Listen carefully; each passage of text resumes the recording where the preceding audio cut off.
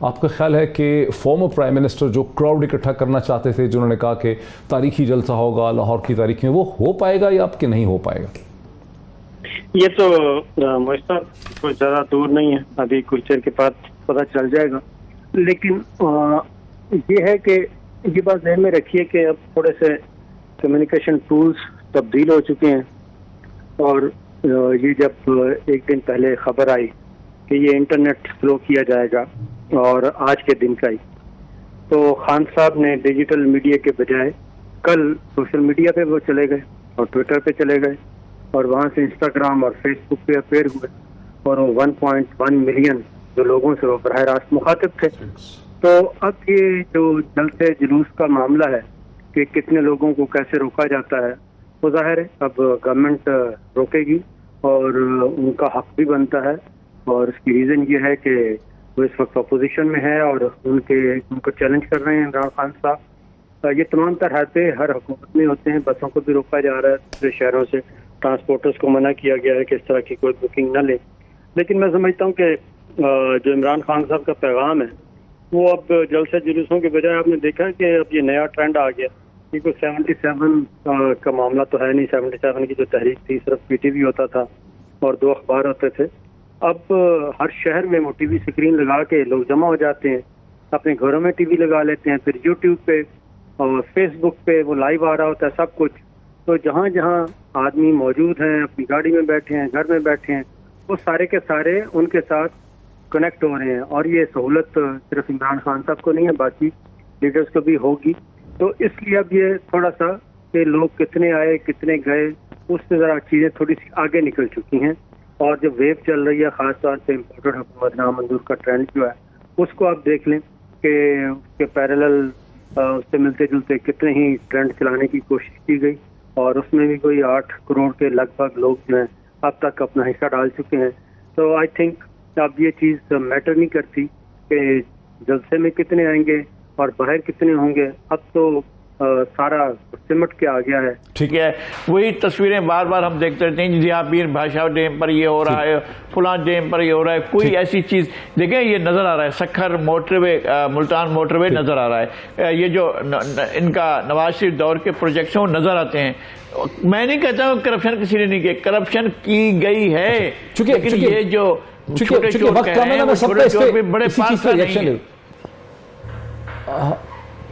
جی صابر شاکر صاحب، your quick comment because time کم. جی sir, quick comment on this mega corruption, چھوٹا کرپشن، بڑی کرپشن. سر یہ تو اب میرا خیال ہے کوئی بھی ریڈی نہیں ہے، نہ میگا کو دیکھتا نہ چھوٹی کرپشن کو دیکھتا ہے.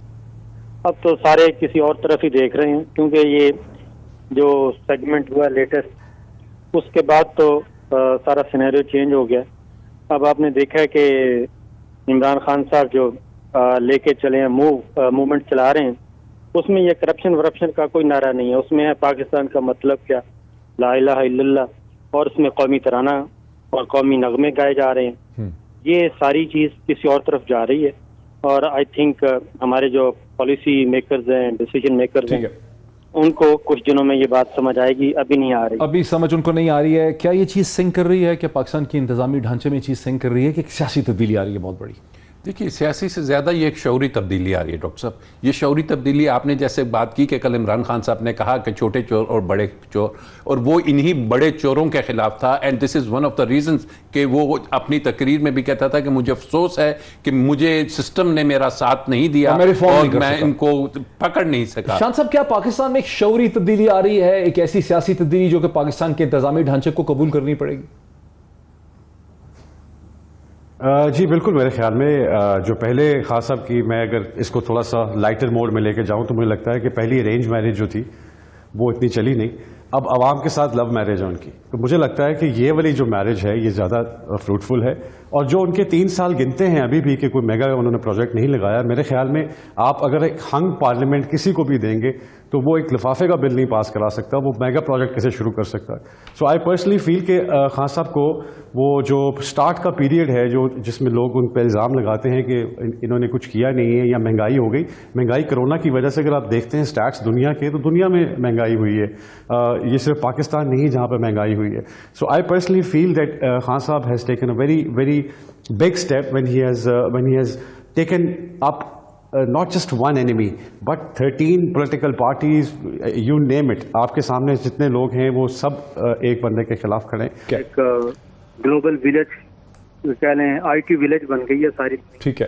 اچھا ذرا نذیر لغاری صاحب کو اس میں لے آ سکوں. لغاری صاحب السلام علیکم. جو بلاول زرداری بھٹو لندن پہنچے ہیں former prime minister Nawaz Sharif صاحب سے ملاقات کرنے کے لیے، اس کی اہمیت کیا ہے؟ آپ اسے کیسے دیکھتے ہیں اور آپ کیا سمجھتے ہیں کہ پاکستان پیپلز پارٹی کے درمیان اور نواز شریف صاحب کی پارٹی کے درمیان جن کی کیمسٹری ایک دوسرے کے خلاف رہی ہے، ان کا اکٹھے کیبنٹ میں بیٹھنا یہ کتنی دیر پا ثابت ہو سکے گی یہ کیبنٹ؟ دیکھیں، جب تک فریقین ایک ساتھ بہتر انداز میں چل پائیں گے اتنی دیر تک ضرور چلیں گے، اور اس کے بعد اگر وہ کسی بات پر اختلاف کرتے ہیں تو پھر دوسری صورتحال ہوگی. میرا خیال یہ ہے کہ دونوں کا انٹینشن یہ ہے کہ جس طرح سے سابقہ حکومت نے اس ملک کو تہس نہس کیا ہے اور روند ڈالا ہے، اس کو کسی طریقے سے باہر نکالا جائے، کیونکہ 3.5 سال تو اس بدترین حکمرانی تھی جو ہم نے دیکھی ہے. اور اب تو کیونکہ شمشیر و سنا ان کے ہاتھوں میں ہے، طاؤس و رباب ان کے قدموں میں ہے، اور کیمرہ اور مائک جو ہے وہ ان کے بالکل دسترس میں ہے، بالکل سامنے ہے. اب وہ جو چاہیں کریں، لیکن پچھلے 3.5 سال میں انہوں نے پاکستان کے عوام کا بھوکس نکال دیا. اس صورتحال میں دو فریق بیٹھے ہوئے ہیں اور آپس میں بات چیت کر رہے ہیں کہ اس ساری صورتحال سے کیسے باہر آئیں، ملک کو کیسے باہر نکالا جائے. اس لیے کہ جو آپ کا ٹریڈ ڈیفیسٹ ہے وہ ڈبل سے بھی زیادہ ہو گیا ہے، کبھی اتنا نہیں ہوا تھا جتنا اس وقت ہے. اور یہ بڑا زور و شور سے کہا گیا کہ جناب ہم نے جو ہے وہ جو اپنا ایکسپورٹس ہیں وہ ہائیسٹ لیول پر گئے. یہ بھی تو بتائیں نا کہ آپ نے امپورٹس کو جو ڈبل سے بھی اوپر کر دیا. تو یہ صورتحال ہے. اب ان کے لیے مشکل صورتحال ہے، اکنامی بہت خراب حالت میں ہے، بیڈ گورننس ہے. یہاں DC AC لگانے کے لیے پیسے لیے جا رہے تھے، یہاں DPO اور DIG لگانے کے لیے دولت لی جا رہی تھی. یہ ساری چیزیں سامنے آئیں. آپ دیکھتے ہیں کہ کس طرح سے ساری صورتحال بہتر ہوتی ہے، کیا گڈ گورننس ہو سکتی ہے، یہ کر سکتے ہیں. یہ ہمیں بہرحال دیکھنا ہوگا. ٹھیک ہے.